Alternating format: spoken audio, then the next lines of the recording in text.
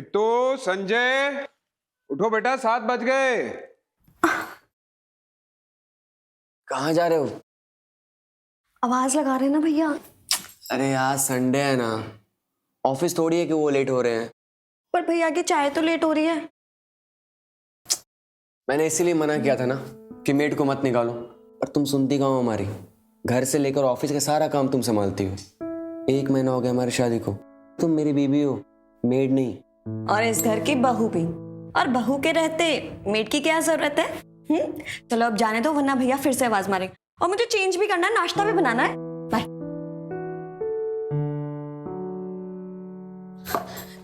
Good morning भैया। Good morning.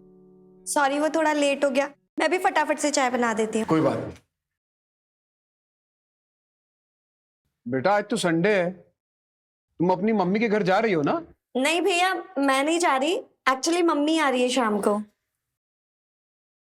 अच्छा।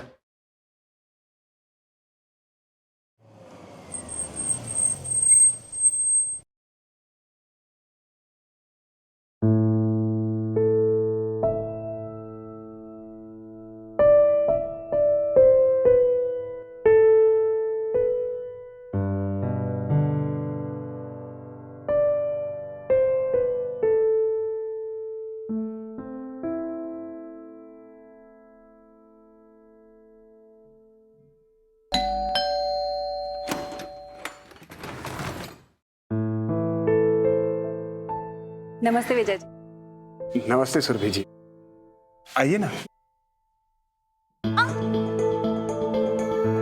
Sorry sorry, ये साड़ी भी ना। मम्मी, अरे रितु बेटा, कैसी है तू? मैं बिल्कुल ठीक। अरे बस बस, कैसे हो बेटा? बहुत अच्छा।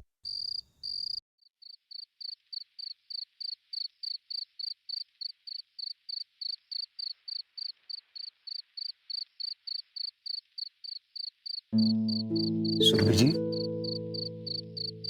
आज आप रितु के पापा को ज्यादा ही याद कर रही थी। रितु के पापा को 17 साल हो गए हुए।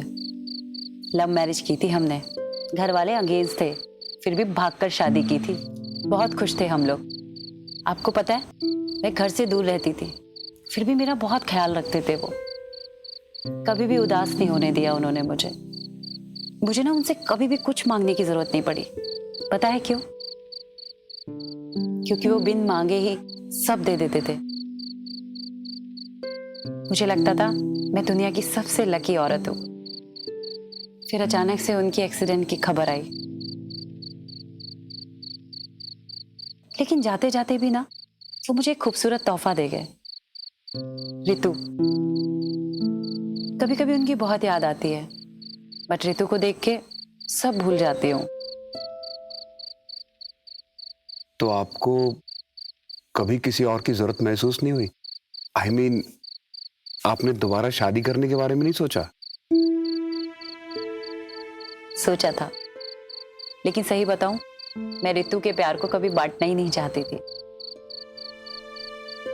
इसलिए कभी अपनी जरूरतों और अरमानों को अपने ऊपर हावी नहीं होने दिया। खैर मेरी छोड़िए, अपनी बताइए ना, आपने भी तो कभी शादी नहीं की। Same here. हमारी अरेंज मैरिज थी, लेकिन मेरे और सुधा के बीच ऐसी बॉन्डिंग थी जैसे हम दोनों एक दूसरे को कई जन्मों से जानते हो। उसे पाने के बाद मुझे ऐसे लगा जैसे मुझे सब कुछ मिल गया है। उसका मुस्कुराता हुआ चेहरा देखकर मैं अपने हर दुख, हर दर्द को भूल जाया करता था। क्या कुछ नहीं किया उसने मेरे लिए। वो मां बनना चाहती थी, लेकिन मुझे ऐसा लगता था कि अगर हमारा अपना बच्चा हो गया तो मेरा और सुधा का प्यार संजय के लिए बढ़ जाएगा। इसलिए मैं अपना बच्चा नहीं चाहता था, और उसने इस बात में मेरा साथ दिया। लाखों में एक थी वो। आज भी ऐसा कोई दिन नहीं जाता जब उसका मुस्कुराता हुआ चेहरा मेरी आंखों के सामने ना आए। आप ही बताइए, इतना प्यार करने वाली, इतना त्याग करने वाली बीवी की जगह कोई और ले सकता है क्या? वाकई में आपकी बीवी तो मिसाल थी, लेकिन कोई तो होगा ना जो आपकी भावनाओं को समझ सके, आपको समझ सके। और अब तो संजय की भी शादी हो गई है। I think you should move on. हाँ, पर अब कोई ऐसा कहाँ मिलेगा? आप खुद को ही देख लीजिए ना। आपने रितु के लिए क्या कुछ नहीं किया, और अब तो वो सेटल भी हो गई है, तब भी आप अपने बारे में नहीं सोच रही है।